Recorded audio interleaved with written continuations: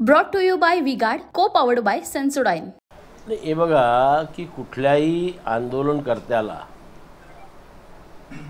कायदा आणि सुव्यवस्थेमध्ये ज्याच्या काही अटी घातलेल्या आहेत त्याचं पालन करूनच आंदोलन करावं लागतं। जर पोलीस यंत्रणेने परवानगी नाकारली तर जोपर्यंत पोलीस यंत्रणा त्यांच्या आंदोलनाला किंवा उपोषणाला पाठिंबा देत नाही तोपर्यंत हक्क ज्याला काय म्हणू अट्टास करून नाही मी बसणारच असं म्हणून कायदा आणि सुव्यवस्थेला कुठंतरी आपण हे करतो आहे, त्याला ब्रेक करतो आहे, याकडे त्याने लक्ष ठेवायला पाहिजे। आणि एवढ्या मोठ्या समाजाचं आंदोलन करत असताना त्यांनी जी काही अटी आणि शर्ती शासनाच्या आहेत त्याचं पालन करूनच त्यांनी आंदोलन केलं पाहिजे। आंदोलन करणं हा त्यांचा अधिकार आहे, त्याच्यामध्ये काही चुकीचं नाही आहे, पण ज्या अटी आणि शर्ती पोलीस खात्यांनी आणि इतर खात्यांनी घालून दिलेल्या असतात त्याची पूर्तता प्रत्येक संघटनेच्या आंदोलनकर्त्याला करावी। देखिए उनका काम है अफवाह से गर्मी बढ़ाना और हमारा काम है माहौल को ठंडा रखना। हमारा नेता कैसा हो जो माहौल को रखे ठंडा वैसा हो। अब की बार वी-गार्ड एयर कूलर का चमत्कार।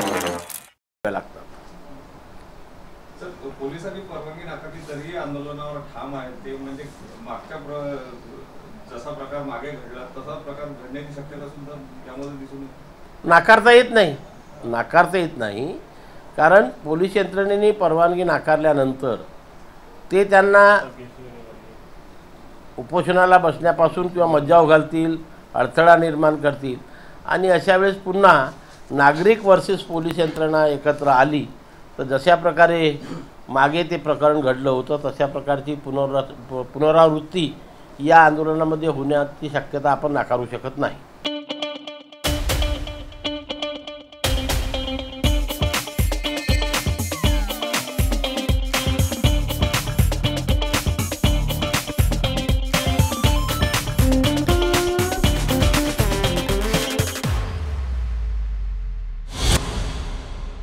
सर आता ग्रामपंचायतनं या म्हणजे आंदोलनासाठी ठराव घेतला, त्यात समान मतं पडली, नंतर सरपंचांनी त्यात आपलं मत टाकून जे आहे त्या गावात आता या आंदोलनाला परवानगी दिलेली आहे, मात्र कुठेतरी समान मतं पडली याचा अर्थ त्या आंदोलनाला विरोध आहे त्या गावात। हां, ही गोष्टसुद्धा त्यांनी लक्षात घ्यायला पाहिजे की जेव्हा 100% गावकऱ्यांची सहमती त्यांच्या आंदोलनाला नाही आहे अशा ठिकाणी हे आंदोलन करणं म्हणजेच दोन समाजामध्ये पुन्हा तणाव निर्माण करण्याची परिस्थिती त्या ठिकाणी होऊ शकते।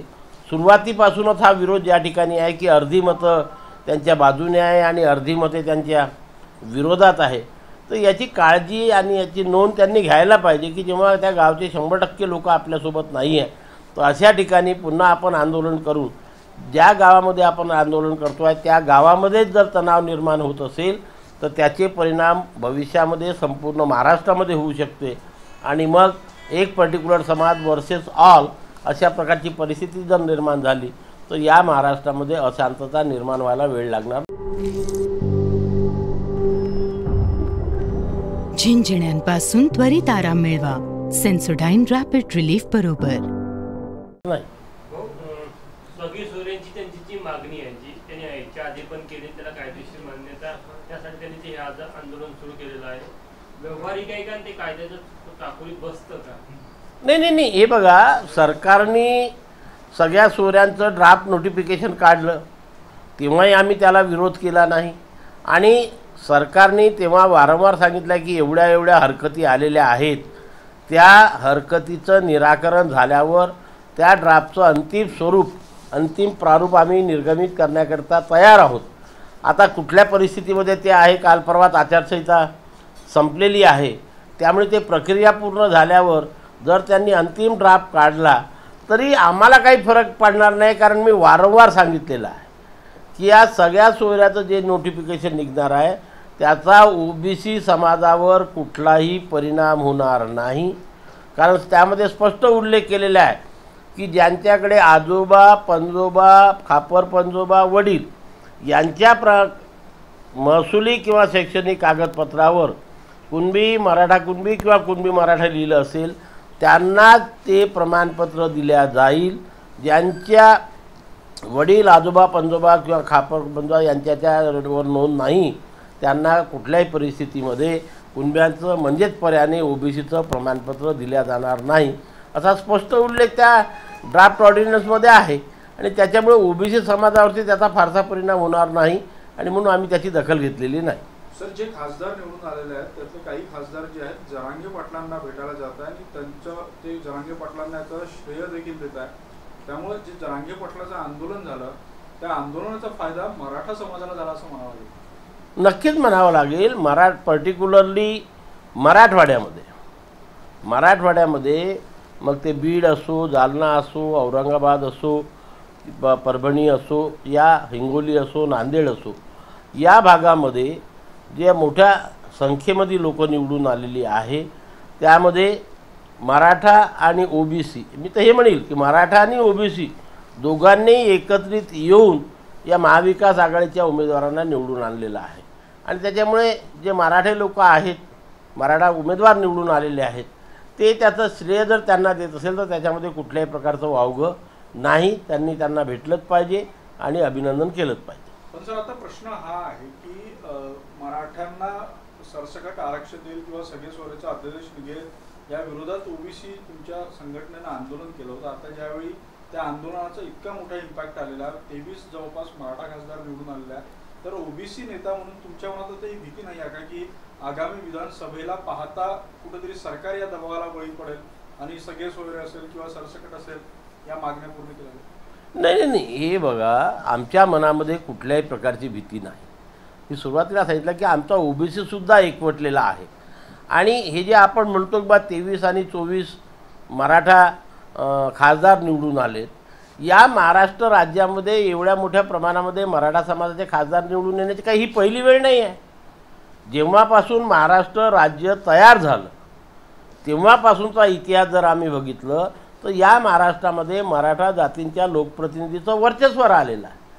कारण मराठा ह्या शब्दाकडे पाहण्याचा दृष्टिकोन महाराष्ट्रामध्ये राहणाऱ्या जनतेचा वेगळा आहे. महाराष्ट्रामध्ये राहणारा प्रत्येक माणूस मराठा ह्या दृष्टीने मराठा शब्दाकडे पाहिलं जातं. आणि म्हणून सुरुवातीपासून मराठा समाजाचं वर्चस्व असल्यामुळे इतर समाजातले लोकच फार कमी निवडणूक लढतात. निवडणूक लढण्याकरता जी लोकप्रियता किंवा बाकीच्या गोष्टी आवश्यक असतात ती मराठा समाजातले लोक आधीपासून या सर्व गोष्टीमध्ये अग्रक्रमाने पुढे असल्यामुळे आतापर्यंत एवढे लोक निवडून येत होते. उलट्यात आम्ही म्हणू की पहिल्यांदा आमचे ओबीसीचे 13 खासदार निवडून आले, जे कधी एवढ्या प्रमाणामध्ये या महाराष्ट्रामध्ये दिसत नव्हते. असे 13 खासदार जर ओबीसी समाजाचे निवडून येत असेल महाराष्ट्रामध्ये तर आमच्या ओबीसी आंदोलनाला सुद्धा यश मिळवलं असं जर मी म्हटलं तर त्याच्यात कुठलंही वावगं होणार नाही. सर, मग ओबीसीच्या नेत्या म्हणून ओळखला जाणारा पंकजा मुंडे यांचा पराभव झाला नाही. त्या ठिकाणी दोन्ही ओबीसी होते. म्हणजे पंकजा मुंडेसुद्धा ओबीसी होता आणि बजरंग सोनवणेसुद्धा ओबीसी होते. आणि मग ओबीसी वर्सेस ओबीसी निवडणूक झाली.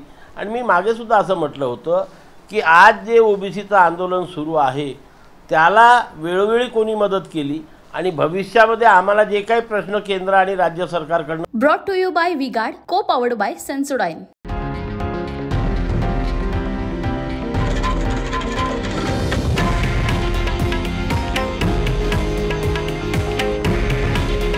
हे आहे देशातील नंबर 1 न्यूज नेटवर्क आणि आपण पाहत आहात TV9 मराठी. काळजी तुमची, हित महाराष्ट्राचं.